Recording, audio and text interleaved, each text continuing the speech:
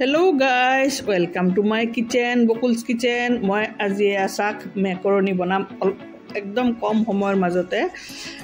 ৰেষ্টুৰেণ্টৰ নিচিনা স্মেলি একদম চিজি মেকারনিটো ইমান কম টাইমত কেনেকৈ বনাও তাকে আপোনালোকক দেখাই আছো। অলক ফাৰ্ষ্টতে সসপেনত পানী লৈ পেলাই পানী গৰম কৰি তাত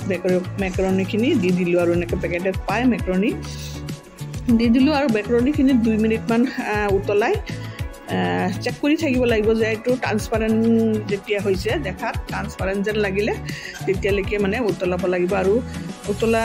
ট্ৰান্সপাৰেন্ট যেন দেখিলে তেতিয়া এটা সেকনিত মানে ট্ৰান্সফাৰ কৰি টেপৰ তলত অলপ ওয়াশ কৰি ল'ব লাগিব ঠাণ্ডা পানী দি আৰু এইফালে মই বহাই দিলো কেৰাহীত দি দিলো বাটাৰ দি অলপ বাটাৰটো গলাৰ লগে লগে সৰু সৰুকৈ কাটি থোৱা নহৰু অলপ দি দিলো একদম আৰু ৰঙাকে অলপ ভাজি লম নহৰুৰ স্মেলত মানে মেকাৰনিটো খাবলৈ আৰু টেস্টি হ'ব গতিকে ৰঙা হোৱালৈকে ওয়েট কৰো এয়া চাক ৰঙা হৈ গৈছে এতিয়া আমি এইখিনিত একনি চেকি থোৱা মেকারনিখিনি দি দিলো এয়া চাক এতিয়া ইয়াত দিম মই টমেটো সস এয়া চাক টমেটো সস দিম নিজৰ পছন্দ অনুযায়ী যিমান যোনে ভাল পায় ইমানখিনি দিব আৰু এয়া মই দি দিলো মোৰ কোৱান্টিটি কম গতিকে ইমানখিনি দিলো আৰু এইখিনি ভালকৈ লৰাই দি আছো লৰাই দি কাৰণ হিজাই আছে বেছি ভাজি থাকিব নালাগে এতিয়া ইয়াতে দি দিম মই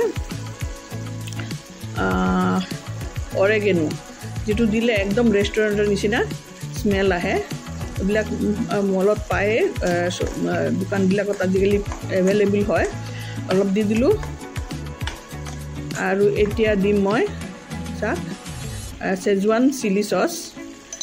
একদম ৰেষ্টুৰেণ্টৰ নিচিনা হ'বলৈ এয়া চাক এইখিনি দি দিলো দি পেলাই মিলাই দিলো আকৌ মিলাই দিলো বেছি সময়ৰ দৰকাৰ নাই অলপ মিলালে হৈ গ'ল আৰু এতিয়া লাষ্ট ফাইনাল মই কি দিম তাকে দেখাই আছো এতিয়া দিম মই মজেৰেলা চিজ এটা ৰুকনি লৈ ভালকৈ ৰুকি পেলাই অলপ ওপৰত দিম গৰম জুইটো কমাই লৈ দিম জুইটো বেছি বাঢ়ি থাকিলে এটো আঠা বেছি হৈ যাব গতিকে জুইটো কমাই অলপ মজেৰেলা চিজ দি দিলো আৰু এইখিনি মিলাই দিলে বাস মোৰ মেকাৰনি বনোৱা একদম কমপ্লিট হৈ যাব এয়া মিলাই পেলাইছো এতিয়া মই এটা বাটিত ডিশ আউট কৰি দিম আৰু মিলাইছো এতিয়া চাক কি ধুনিয়া স্মেলও ধুনিয়া ওলাইছে একদম সব ইনগ্রেডিয়েন্ট ঘৰত থাকিলে কম সময়তে এনেকে মেকাৰনি বনাই খাব পাৰি আৰু এয়া চাক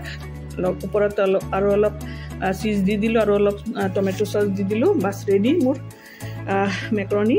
গতিকে thank you for watching my video আকৌ লগ পাম নতুন এটা ভিডিওৰ সৈতে তেতিয়ালৈকে ভালে সুস্থ থাকিব আৰু লাইক শেয়াৰ কৰিবলৈ একদম নাপাহৰিব ফেসবুকত চালে লাইক কৰি দিব শেয়াৰ কৰি দিও আৰু ফলো কৰি দিব আৰু ইউটিউবত চালে সাবস্ক্ৰাইব কৰিবলৈ একদম নাপাহৰিব দে গাইস থ্যাংক ইউ